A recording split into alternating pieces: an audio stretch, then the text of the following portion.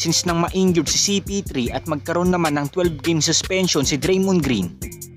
Naging malaking problema ito sa team ng Golden State Warriors dahil wala ngang pwedeng pumalit sa kanilang posisyon kundi si Jonathan Kuminga at Brandon Podziemski. Ngunit sa ibinigay na opportunity sa kanila ng Warriors front office upang palitan muna pansamantala ang pwesto ni CP3 at Draymond Green, hindi nga nila binigo ang lahat dahil sa pagiging 6-man ngayon ni Brandon Podziemski at pagiging starting forward ni Jonathan Kuminga sa Warriors. Nagkaroon nga sila ng instant impact pagdating sa opensa at mas naging malawak ngayon ang option ng Warriors pagdating sa scoring.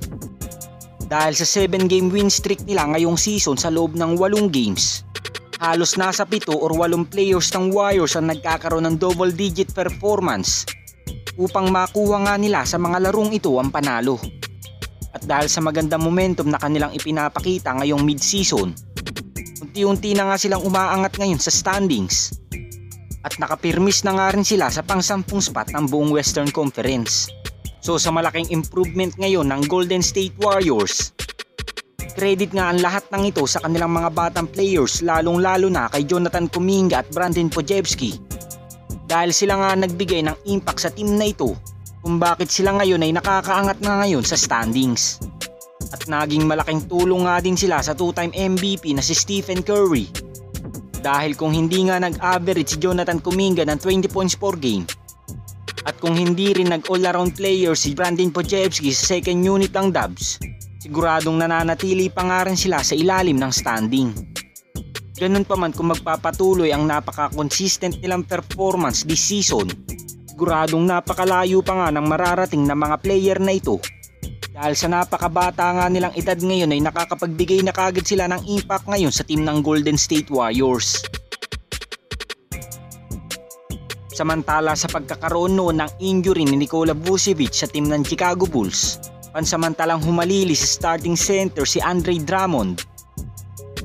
At sa pagiging priority nga niya noon bilang center dahil sa pagkakaroon ng injury ni Nikola Vucevic, nagkaroon ng magandang performance si Andre Drummond sa kanilang mga games. At halos nag-a-average pa nga siya dito ng double-double performance. Halos palagi nga noon ang panalo ng Chicago Bulls. Ngunit itong nakarecover na si Nikola Vucevic dahil sa injury, agad na nga ditong nagdemand si Andre Drummond na gusto nitong maging starting center sa kanilang team. Dahil ipinamumukha nga nito sa Chicago Bulls na mas maganda ang kanyang laruan kapag manggagaling ito sa starting lineup. Balit hindi nga yan pinakinggan ng Chicago Bulls. Ngayong nakalipas na ang trade deadline, mukhang binabalak na nga ni Andre Drummond na magpa-buyout na sa team ng Chicago Bulls dahil sa kagustuhan lamang nitong maging priority sa isang team. Bagamat ayon sa mga NBA executive, prefer nga nilang mas magandang mapunta si Andre Drummond sa team ng Golden State Warriors dahil legit nga na mas magagamit siya dito ng tama ni Steve Kerr. At kahit priority nila ang small ball lineup, pwede pa nga rin siyang maging option kung sakaling may makakatapat silang mga dominanting sentro sa playoffs.